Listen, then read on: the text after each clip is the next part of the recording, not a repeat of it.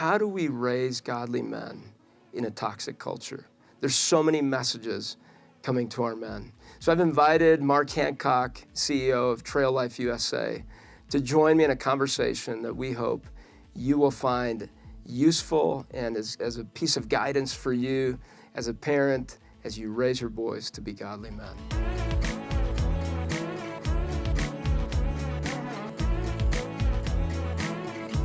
So Mark, one of the questions that I really wrestle with is, what does it mean to be a man? I mean, this was asked by a young man coming into my counseling office. And what is the difference between what culture says is a man and what the Christian, our Bible, what God says means to be a man? Yeah, well, that's a really powerful question, and it's not just the guy who walked into your office. This is a question being asked by a generation of young men who were raised so far away from the moorings that, when we were raised, we knew what it was to be a man. It was clear throughout culture. The man is the one who stands up. He's a courageous one. He protects his family. He's a protector, provider. All those things have drifted away in our culture. So that's a question boys are asking a lot. 1 in 4 boys doesn't have a father in his household. And then he goes to school. 76% of public school teachers are female. So girls have these wonderful role models of what it means to be a man. But boys are lacking in these types of role models. They see these strong women who are raising families on their own. And girls have this great example. And then they go to school and they see these strong women in the front of the classroom leading. So great leadership examples that boys don't have. So that's a big question. What does it mean to be a man, or what is a man? And it takes folks from our generation and older to reach back and say, okay, these are the things we know to be true about manhood. And we can look at generations like the Greatest Generation and just in defining them. These guys who got off those ships on the Normandy beaches and fought against tyranny to save the world from tyranny. And then they came home and they fought different bullets of hypertension and high blood pressure and stress as they went to work for their families. There's all the sacrifices. A lot of that's absent in our culture today.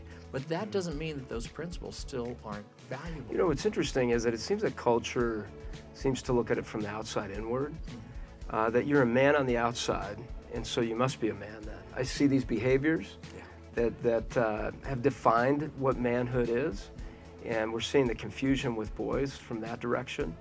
And really, the Bible talks about the inside-out formation. What are some character traits that you have found are key to a young boy's development as they enter those preteen years, as they enter the teen years? What are some key character traits that really define that manhood side of a man? Yeah, well, there's some that are obvious too, things like courage and sacrifice and those sorts of things. But the ones that I like to focus on right now, because they're so absent in our culture, is the selflessness that it takes to be a man of God, and the self-sacrifice that it takes to be a man of God.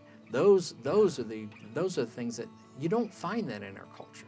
You used to be able to look at sports stars or leaders, male leaders somewhere else, who would set an example of what it means to sacrifice for the team, give one for the team. Right. Now even our sports stars that boys used to be able to look up to, they're pretty much out there for themselves. So let's hone in on gentleness and humility. Yeah.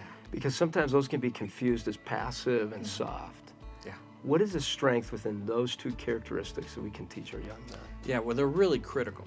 Because that connection, in order to be engaged with a family, successfully raising a family, you have to, if you don't possess those qualities in abundance yourself, you got to recognize them in your family. You have to say, okay, I need to speak in such a way that my children can understand me and not be threatened by me.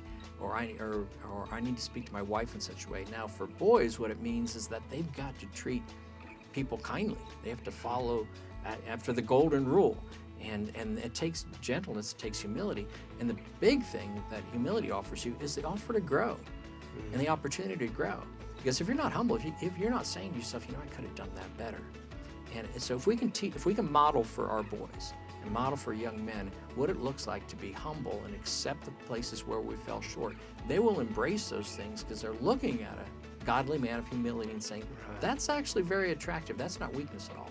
What's interesting with that is, and you're absolutely right, this drive to be able to serve others, to be able to be a person that loves others genuinely, this humility is so powerful. in our culture. And what I've seen with young men is that they hide behind insecurity.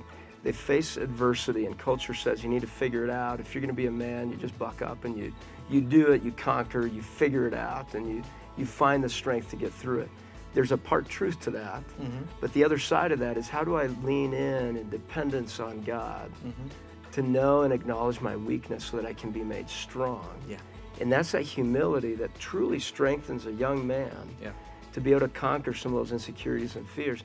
Otherwise, they hide the fear under addictions and other things where they kind of become chameleons within what culture says is to be a man. Drink as much as you can, and wow, you're manly, or lift weights, or do something that makes you feel more manly. And gentleness takes so much self-control.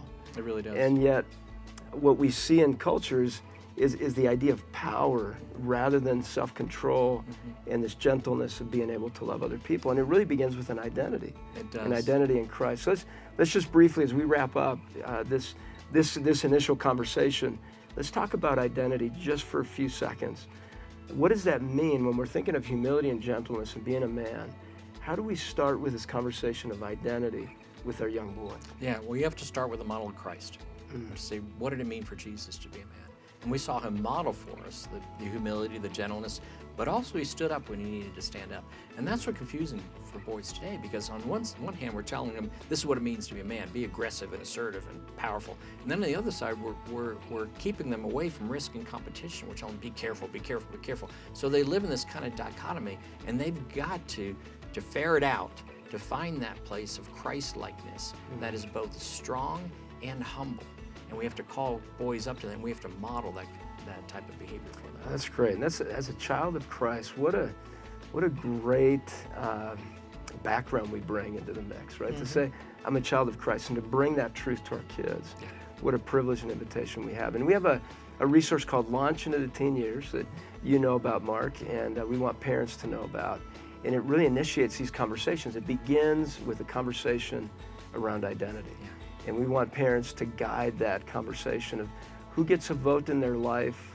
Do they want to take the truths from what God says about who they are, or build it off of this real fragile picture of what culture may say about who they are as young men? And have you, with Launching the Teen Years, Mark, what I want to just say is that it gives a parent a starting place and a structure to have these conversations with 9 to 12-year-olds, and even younger or maybe older, but it guides the conversation. Thanks for being with me in this conversation. Thank you. Appreciate it. Enjoyed it.